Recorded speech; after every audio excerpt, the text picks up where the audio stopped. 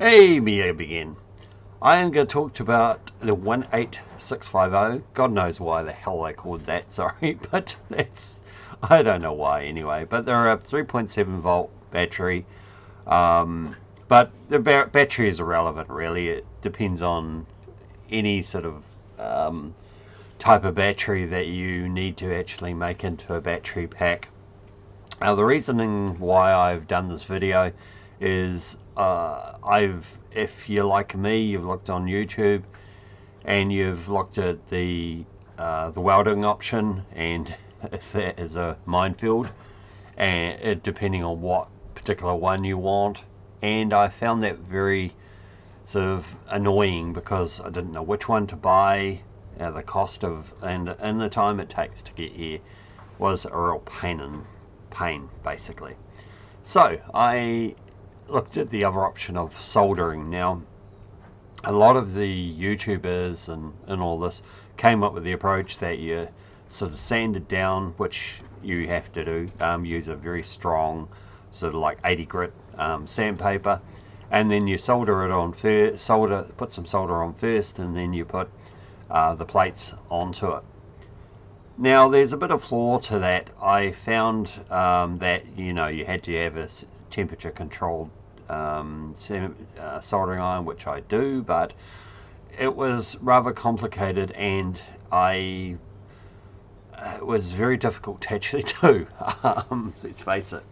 So I thought, nah, there must be a better way, and I haven't seen anyone else do this, so I thought I'll bring some information to you. Now, it does look messy here, but what it is I've actually used what they call solder paste, and it's very cheap on eBay or AliExpress, and what you can do is you can, as you can see, just put solder paste. It doesn't have to look nice because it is actually gonna, when you apply the heat, it's actually just gonna melt all the solder onto there, and you can clean it up later. So basically what I did is I put the solder paste on there. I just applied a bit thick sort of settings, and as you can see, that's the solder paste I used, but you can pretty much use any solder paste that you want.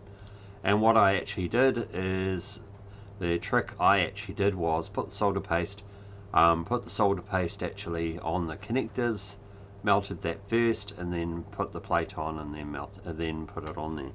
A really cool thing about solder paste, it sticks extremely well.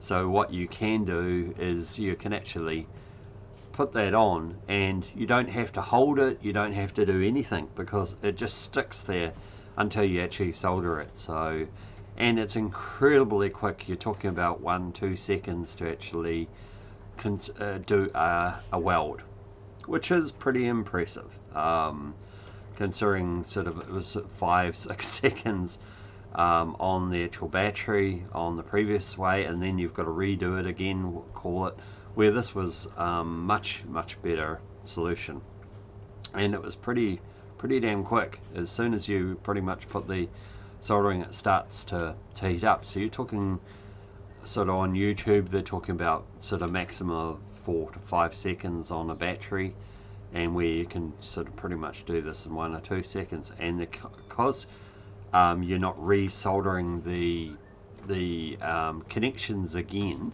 because a lot of the YouTubers say you put solder on first and then put the plate on and re-solder, where you don't have to do that, because you just put the actual plate on top of the solder and then just heat it up, and it just melts the solder into the plastic, and it makes a very secure sort of connection. So that is pretty much that. And this is, I mean, let's face it, I'm not particularly great solder, but as you can see, the connections are actually extremely well put on there. There is absolutely no way you can do that, and that's only a couple of seconds of actually connecting it up, which is pretty impressive. So this battery pack was actually from my my my vacuum cleaner, And as you can see, I've pretty much done that connection. Now, I made this battery pack in literally about 2 minutes. Now, when I tried to do soldering manually onto it, I think it took about an hour, and I actually made some fatal mistakes because I was just trying to actually do what I needed to do. So yeah, like and follow. Hopefully this helps you. Obviously, sorry, these plates are huge. It was just what I had lying around. But as you can see, it solders extremely quick, extremely fast, and there is no chance of it catching a light because you're only talking about a couple of seconds on the battery for each connection, unlike the other approach of soldering that I've seen. So hopefully this helps. Let me know. Thanks. Bye.